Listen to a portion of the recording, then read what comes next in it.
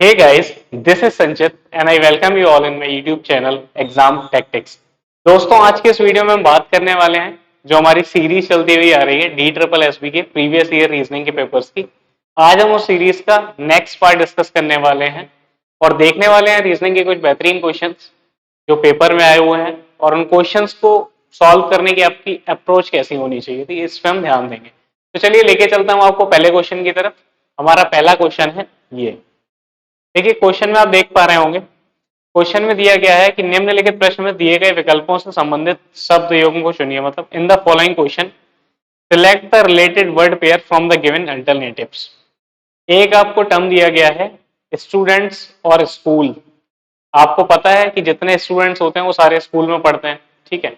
आपको ऐसा ही वर्ड एक दिए गए ऑप्शंस में से निकालना है जिसमें सेम रिलेशनशिप फॉलो हो रही हो। तो आप देख पा रहे होंगे ऑप्शन नंबर जो आपका सी है पेशेंट और हॉस्पिटल, वो बिल्कुल ठीक है क्योंकि जिस हिसाब से क्वेश्चन में दिया गया था कि जितने स्टूडेंट्स हैं आपको पता है वो सब स्कूल्स में पढ़ते हैं और जितने पेशेंट्स होते हैं आपको पता है वो सब हॉस्पिटल में एडमिट होते हैं, ठीक है। तो यहाँ अगर हम बेसिकली बात करें तो क्वेश्चन में हमें दिया हुआ था जो रिलेशन वो एक लिविंग और नॉन लिविंग ऑब्जेक्ट के बीच में दिया गया था।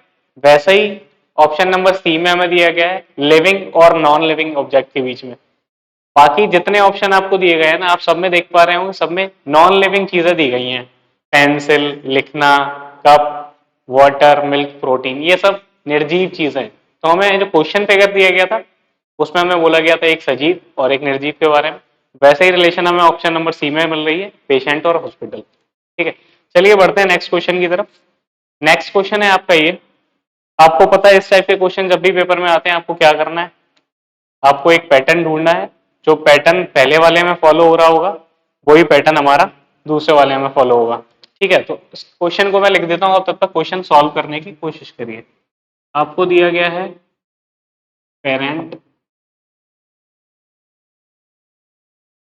ठीक है। पेरेंट को आपको लिखा गया है RZTDPS, RZTDPS, ठीक है।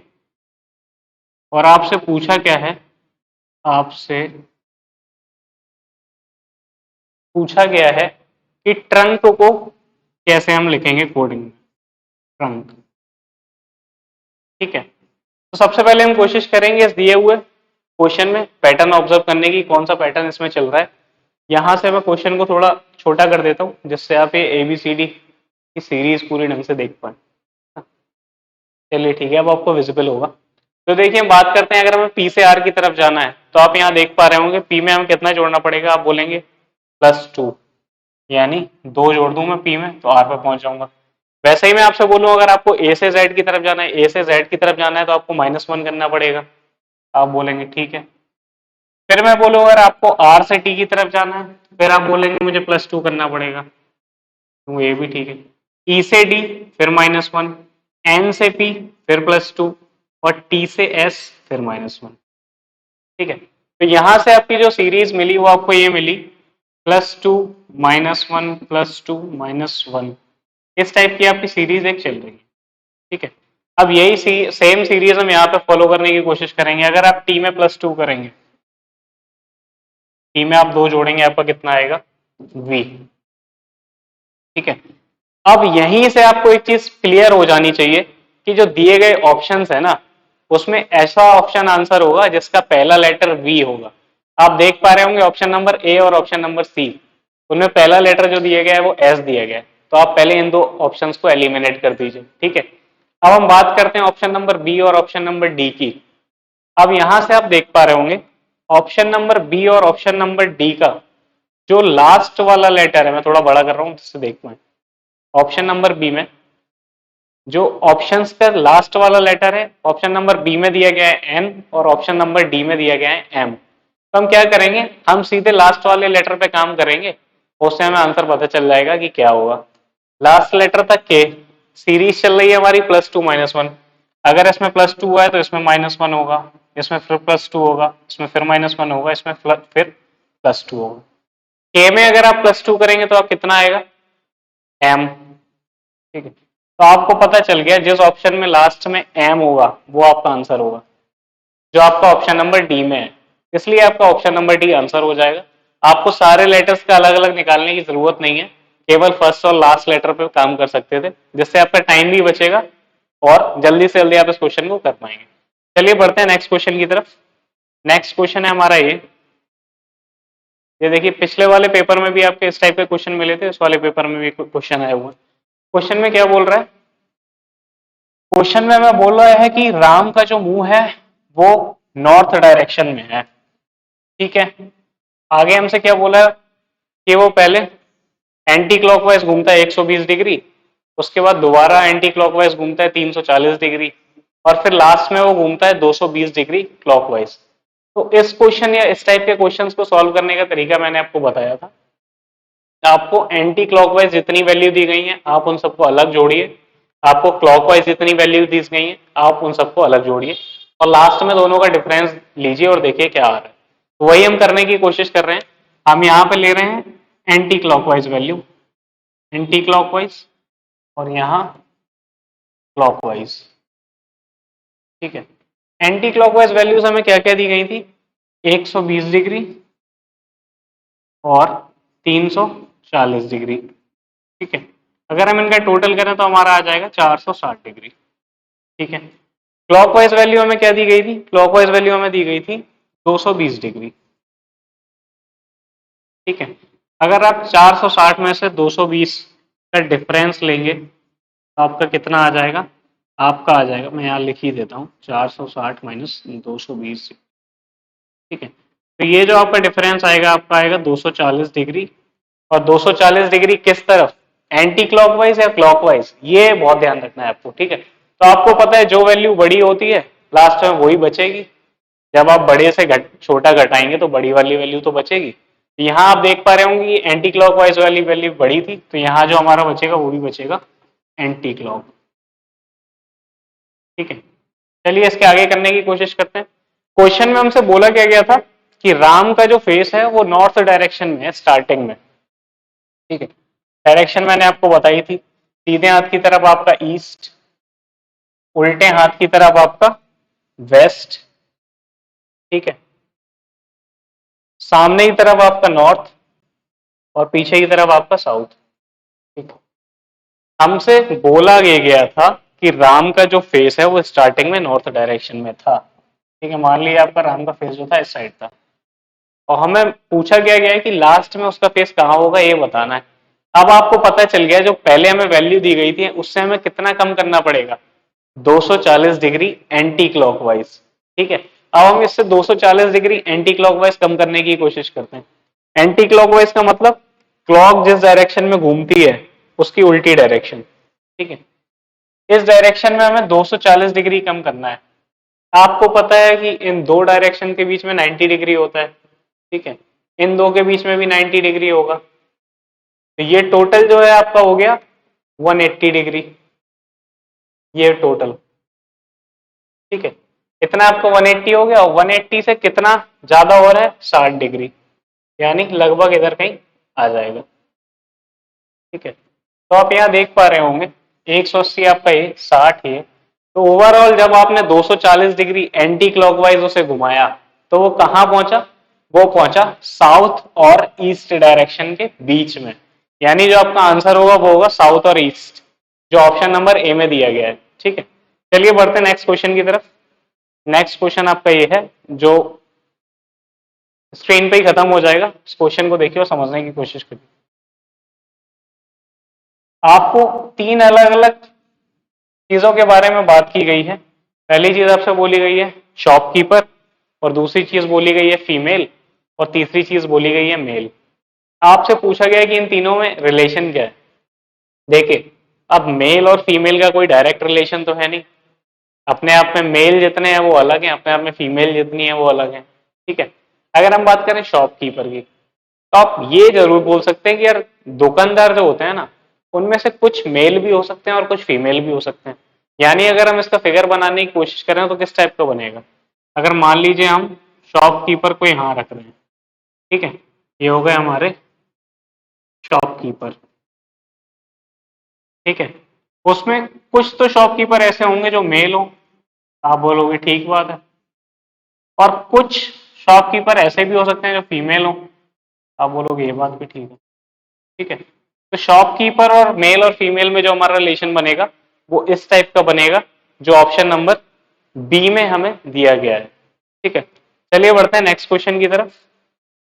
नेक्स्ट क्वेश्चन आपका ये जो बहुत अच्छा क्वेश्चन दिया गया था, डायरेक्शन में बेसिकली इतने अच्छे क्वेश्चन आते नहीं लेकिन फिर भी बहुत अच्छा क्वेश्चन था ओवरऑल। ठीक है, पूरी नॉलेज आपकी टेस्ट करेगा कि आपको डायरेक्शन का कितना ज्ञान है। क्वेश्चन हिंदी में नहीं है, कोई बात नहीं, मैं हिंदी में आपको ट्रांसलेट कर देता हूँ, इंग्लिश वाले इंग्लिश में पढ़ लेंगे, बाकी हिंदी में मैं बता रहा हूँ। क्वेश्चन में बोला गया है R is 16 kilometre towards the south of T. R जो है वो टी के दक्षिण दिशा में 16 किलोमीटर है। मतलब अगर टी हमारा कहीं यहां रहा होगा, ठीक है, मैं मान ले रहा हूं टी यहाँ, आर जो है टी से दक्षिण दिशा, आपको पता है दक्षिण दिशा नीचे की साइड होती है, आर हमारा कहाँ होगा, लगभग यहाँ।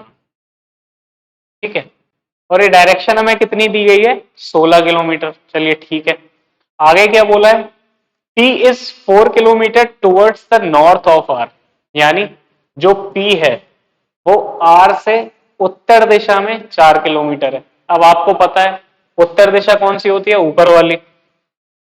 P आपको दिया गया है R से 4 किलोमीटर उत्तर दिशा में, यानी ये जो डिस्टेंस हो गई वो 4 हो गई। टोटल डिस्टेंस दी गई थी आपको 16, तो बची हुई डिस्टेंस जो T और P की हो जाएगी 12। ठीक है, यहां तक आपका क्लियर होगा। इस पॉइंट को मैं थोड़ा और डार्क कर देता हूँ, इससे आपको विजिबल हो पाए अच्छे से। ठीक है, चलिए आगे क्या बोल रहा है, K is 9 kilometre towards the west of P. K point जो है वो पी से 9 किलोमीटर पश्चिम दिशा में है। अब आपको पता है पश्चिम कौन सी होती है, ये वाली। तो पी से पश्चिम दिशा में, पी से पश्चिम इधर कहीं होगा, और कितना है, 9 किलोमीटर। मैं मान ले रहा हूं यहां कहीं एक पॉइंट होगा, इसका नाम क्या था, ये था आपका के। ठीक है, ये है आपका 9 किलोमीटर। ठीक है, थोड़ा और बड़ा लिख देता हूँ जिससे और अच्छे से क्लियर हो पाए। ठीक है, आगे क्या बोल रहा है, आगे बोल रहा है आपका G is 7 kilometre towards the north of K. जो आपका जी है वो 7 किलोमीटर है के नॉर्थ में, यानी के की उत्तर दिशा में 7 किलोमीटर है आपका जी। अब के की उत्तर दिशा कौन सी होगी, उत्तर वाला आपको पता है सामने की साइड होती है, तो के की उत्तर दिशा होगी सामने की साइड, और कितने किलोमीटर है, 7 किलोमीटर। यानी आपका लगभग मान लेते हैं यहाँ कहीं आ जाएगा, ये आपका आ गया 7 किलोमीटर। पॉइंट कौन सा है, इसका नाम था जी। ठीक है, आगे क्या बोला है, आगे देख लेते हैं। L is 21 kilometre towards the east of G. L जो है वो जी से 21 किलोमीटर पूर्व दिशा में है। पूर्व दिशा मतलब सीधे हाथ की तरफ। अब अगर कोई 21 किलोमीटर इधर है, मान लेते हैं ये, चलिए 12 में थोड़ा सा ऊपर लिख दे रहा हूँ, ये आपका, ये जो है ना, ये आपका इधर कहीं हुआ 21 किलोमीटर। अब आपको पता चल गया 9 किलोमीटर आपकी ये थी, तो 9 किलोमीटर ये आपकी कितनी डिस्टेंस भी होगी। ठीक है, 9 ये हो गई, तो बचा हुआ कितना, 21 में से अगर हमारी 9 ये हो गई तो बचेगा कितना, आप बोलोगे 12। वो सही बात है। ठीक है, अब आपको एक चीज यहां से ये भी पता चलनी चाहिए कि जब ये टोटल हमारी 12 थी, ठीक है, तो ये वाली कितनी रही होगी, 7 ये थी, तो 7 ये रही होगी। बची कितनी, 12 में ये टोटल 12, 12 में से 7 हमारी चली गई, तो हम पे बची कितनी, 5। वो 5 में लेते हैं। ठीक है, ये जो पॉइंट था ये था आपका एल। ठीक है, अब हमसे बोल क्या रहा है कि बताना है हमें how far is T from L.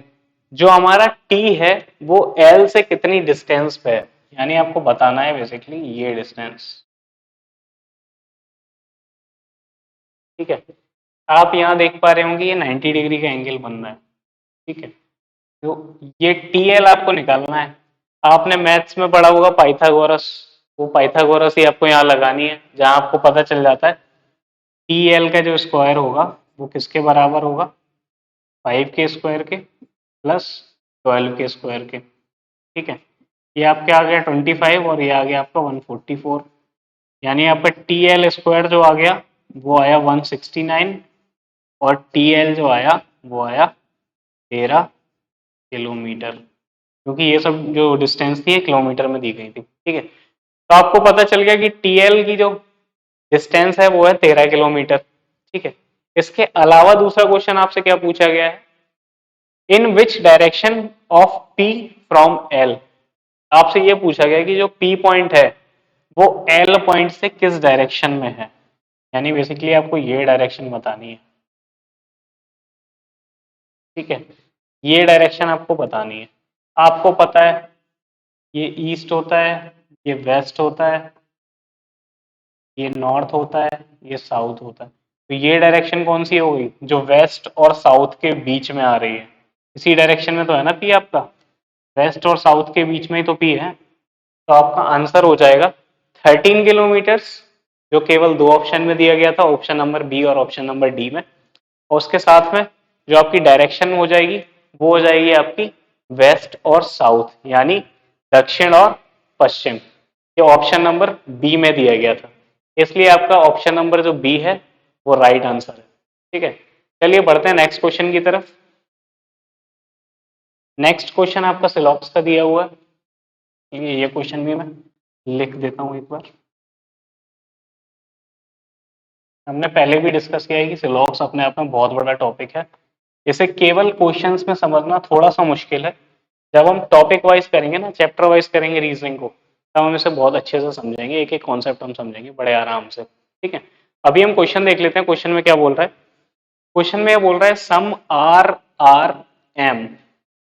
ठीक है, आपको स्टेटमेंट जो दिया गया है, स्टेटमेंट में ये बोला है सम आर आर एम। ठीक है, अगला स्टेटमेंट आपका है सम एम आर के, सम एम आर के। अगला स्टेटमेंट आपका जो दिया गया है वो दिया गया है नो के इज जी, नो के इज जी। ठीक है, कंक्लूजन जो आपके दिए गए हैं वो हैं सम जी आर नॉट के, सम जी आर नॉट के। ठीक है, उसके अलावा नो के इज आर, नो के इज आर। ठीक है, उसके अलावा जो लास्ट दिया गया है सम एम आर के, सम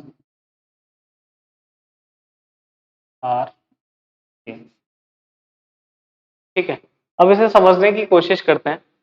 जैसे जो हमारा रीजनिंग का शायद फर्स्ट वीडियो था जो हमने सीरीज डिस्कस की थी, तो उसमें मैंने आपको कुछ वैल्यूज बताई थी स्लॉक्स में, जहां मैंने आपको ये बताया था कि सम की जो वैल्यू होती है वो होती है 50-50।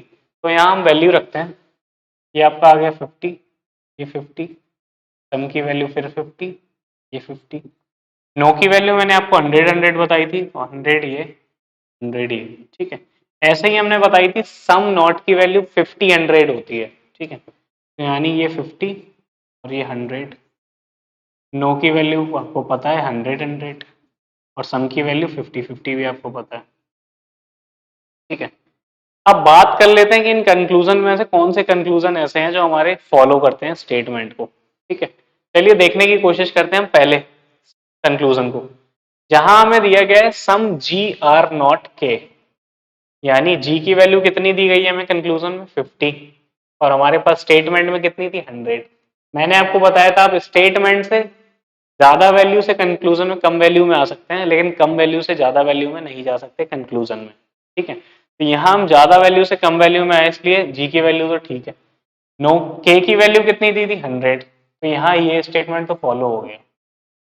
जी की वैल्यू कम तो कर सकते हैं, ठीक है, कम कर ली 50 हो गई। नो की वैल्यू 100 थी, 100 कर दी। ठीक है, अगले स्टेटमेंट में आते हैं, नो के इज आर। अब बात कर रहे हैं इन दो स्टेटमेंट की, आपको पता है ये पॉजिटिव स्टेटमेंट है, ये भी पॉजिटिव है और ये नेगेटिव है। हम बात कर रहे हैं इन दो स्टेटमेंट की। ठीक है, अब आपको एक चीज समझ में आ रही होगी, यहां हमें जो रिलेशन दिया गया है के और आर में, के और आर वाला रिलेशन आपको यहां मिल रहा है। एक बात मैं और क्लियर कर देता हूं, आपको पता कैसे चलेगा आपको के कौन सा लेना है। ये इसमें भी के है, इसमें भी के है, ठीक है। आपको हमेशा वो वाला लेना है, दो स्टेटमेंट जिनमें कोई एक कॉमन वर्ड आपको दिख रहा हो। यहां देखिए एम कॉमन वर्ड है दोनों स्टेटमेंट में ना, इसलिए हमने आर और के वाले ये दो स्टेटमेंट लिए, ठीक है। तो यहाँ ये स्टेटमेंट पॉजिटिव, ये स्टेटमेंट पॉजिटिव, और पॉजिटिव स्टेटमेंट हमेशा पॉजिटिव कंक्लूजन देता है, मैंने आपको पहली वीडियो में ही बताया था, ठीक है। तो इसलिए आपका यहाँ ये नेगेटिव दे रखा था, ये गलत हो गया, ठीक है। अगला सम एम आर के, एम और के बीच में कौन सा था ये, सम एम आर के, एम और के की 50-50 वैल्यू, यहाँ भी 50-50 वैल्यू, तो ये भी ठीक। तो आपका फर्स्ट एंड थर्ड फॉलो, ये आंसर हो जाएगा। ये आपका किस ऑप्शन में दिया गया है, ये आपका दिया गया है ऑप्शन नंबर सी में, ठीक है। अगर आपको अभी उतने क्लियरली समझ में ना आया हो तो परेशान होने की बिल्कुल जरूरत नहीं है। फिलॉक्स हम टॉपिक वाइज जब डिस्कस करेंगे तो बहुत डीपली जाके डिस्कस करेंगे। अगर हम अभी सारे कॉन्सेप्ट यहीं बताने लगेंगे तो वीडियो बहुत लंबी हो जाएगी और पेपर के क्वेश्चन हम उतनी जल्दी सॉल्व नहीं कर पाएंगे। इसलिए इसे हम जो डिस्कस करेंगे डिटेल में करेंगे, वो चैप्टर वाइज में करेंगे जब हमारी चैप्टर वाइज की सीरीज शुरू होगी, ठीक है। अभी मैं जितना बता रहा हूँ केवल उतनी छोटी छोटी बातें आप ध्यान रखिए। पॉजिटिव स्टेटमेंट हमेशा पॉजिटिव कंक्लूजन देगा, वैल्यूज ये होती हैं, ठीक है। ये थोड़ी थोड़ी चीजें आपको दिमाग में रखनी है, जैसे जैसे ये चीजें रिपीट होती है आपको समझ में आने लगेंगी। चलिए बढ़ते हैं नेक्स्ट क्वेश्चन की तरफ। नेक्स्ट क्वेश्चन है ये, देखिए इसमें भी क्या किया गया है, इसमें भी एक सीक्वेंस दिया गया है, या बोले तो सीरीज दी गई है। हमसे पूछा गया है कि इसका लास्ट वाला जो टर्म होगा वो क्या आएगा, ठीक है। मैं यहाँ लिख दे रहा हूँ आपके सामने सीरीज आपकी दी गई है आर एम एन। ऐसे ना लिख के मैं ऐसे लिख रहा हूँ, इससे समझाने में इजी रहे और आपको आसानी से समझ में आ पाए कि ऐसा क्यों हुआ था, ठीक है। डी आर एच, ठीक है। अगला है आपका Z W B, Z W B. उसके बाद है आपका D W B, D W B, ठीक है। और उसके बाद जो आपका दिया गया है वो दिया गया है, निकालना है जो आपको, वो चलिए ये है, ठीक है। अब हम बात करें इसमें कि इसका नेक्स्ट टर्म क्या होगा, मिसिंग टर्म हमें निकालना है, ठीक है। बात करते हैं हम एम से वी की और वी से जेड की, जेड से डी की। इसी तरह हम एम से आर से डब्ल्यू, डब्ल्यू से डब्ल्यू, एन से एच, एच से बी और बी से वी। अगर हमें आर से वी की तरफ जाना है तो हमें क्या करना पड़ेगा, आप बोलोगे 1 2 3 4, यानी हमें +4 करना पड़ेगा, ठीक है। वैसे ही अगर वी से जेड की तरफ जाना है तो 1 2 3 4 +4। जेड से डी की तरफ, जेड से हमें डी की तरफ जाना है तो 1 2 3 4 फिर +4। यानी डी से हमें अगर आगे जाना है तो हमें फिर +4 करना पड़ेगा। +4 जब हम करेंगे डी में तो हमें कितना आएगा, 1 2 3 4, यानी पहला टर्म जो आएगा वो हमारा एच आएगा, ठीक है। हमें देखना है कि कौन कौन से ऑप्शन में पहला टर्म एच दिया गया है। तो आपके यहाँ से दो ऑप्शन चले जाएंगे, ऑप्शन ए और ऑप्शन डी। इसका पहला टर्म आपको एच नहीं दिया गया था, ठीक है। तो बचे आपके पास ऑप्शन बी और ऑप्शन सी, जिसमें हम आगे चेक करेंगे, ठीक है। अब बात कर लेते हैं हम नेक्स्ट, एम से हमें आर की तरफ जाना है। एम से हमें आर की तरफ जाना है, कैसे जाएंगे, ये छोटी कर देता हूँ जिससे आप अल्फाबेट सीरीज देख पाए और आपको और अच्छे से क्लियर हो, ठीक है। आपको जाना है एम से आर की तरफ, 1 2 3 4 5 +5, ठीक है। आर से डब्ल्यू की तरफ 1 2 3 4 5 फिर +5। डब्ल्यू से डब्ल्यू की तरफ, देखिए मेरे हिसाब से शायद ये क्वेश्चन में कुछ गलती है ना, यार डब्ल्यू नहीं होना चाहिए था, कुछ और होना चाहिए था। ई डब्ल्यू जो वी दिया है ना, ये डब्ल्यू की जगह कुछ और होना चाहिए। चलिए पहले हम नीचे वाले में देख लेते हैं, उससे हमें क्लियर हो जाएगा कि ये जो दिया है वो सही दिया है कि गलत दिया है। नीचे में देखते हैं, नीचे में आप देखेंगे एन से हमें एच जाना है, एन से एच जाना है तो 1 2 3 4 5 6, यानी -6। ठीक है। ऐसे ही हमें H से B जाना है, 1 2 3 4 5 6, ये भी -6। ठीक है। B से हमें V जाना है, 1 2 3 4 5 6, ये भी -6। यानी V से हम अगर -6 कर दें तो हमें लास्ट टर्म पता चल जाएगा। V से -6 करिए, 1 2 3 4 5 6, यानी जो आपका लास्ट टर्म आएगा वो होगा P। तो आपका ऐसा कौन सा ऑप्शन है जिसमें पहला टर्म H दिया हुआ, लास्ट टर्म P दिया हो? देखिए, आपका ऑप्शन नंबर जो C है उसमें ऐसा दिया गया था जिसमें पहला टर्म जो था वो H था और लास्ट टर्म जो था वो P था। ठीक है। देखिए क्वेश्चन में यहाँ थोड़ी गड़बड़ी है, यहाँ W की जगह कुछ और होगा। अगर हम W में +5 करें, 1 2 3 4 5, यहाँ B होना चाहिए। ठीक है। अगर यहाँ B हो फिर हम B में +5 करके देखें, 1 2 3 4 5, तो हमारा G आएगा। देखिए ऑप्शन में HGP कहीं दिया है क्या? हाँ, आप देख पा रहे होंगे ऑप्शन सी में HGP दिया गया है, यानी ये क्वेश्चन में यहाँ मिसप्रिंट हो गया था, यहाँ बी की जगह W लिख के दे दिया था। ठीक है। तो जो आपका HGP है ये आपका राइट आंसर हो जाएगा, जो आपको ऑप्शन नंबर सी में दिया गया है। ठीक है। चलिए बढ़ते हैं नेक्स्ट क्वेश्चन की तरफ। नेक्स्ट क्वेश्चन बड़ा छोटा सा है, अच्छा इसके आंसर कहीं और लिखे होंगे। ठीक है। क्वेश्चन आपका क्या दिया गया है, आपको कुछ ऑप्शंस दिए गए हैं, उनमें से आपको बताना है कि इन सब में अलग कौन सा है। ठीक है। ये ऑप्शंस मैं आपको दिखा देता हूँ। ऑप्शंस हैं आपके ये, डॉक्टर, हॉस्पिटल, नौकर और टीचर।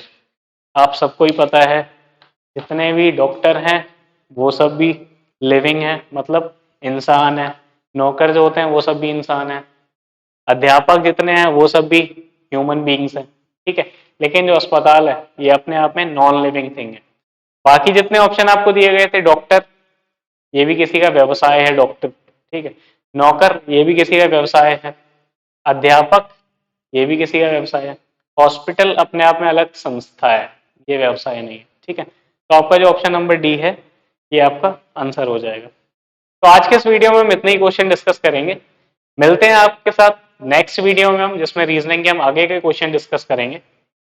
और आने वाले टाइम में हम एक चीज और करने वाले हैं, हम इंग्लिश के वीकली 1 से 2 क्लासेस लेने वाले हैं, जिसमें हम इंग्लिश के कुछ इंपॉर्टेंस क्वेश्चन जो आपके पेपर पॉइंट ऑफ व्यू से बहुत ज्यादा जरूरी हैं वो हम डिस्कस करेंगे, जिससे हम बीच बीच में थोड़ा अलग अलग चीजें भी करते रहें और हमें केवल रीजनिंग रीजनिंग में बोरियत भी ना हो।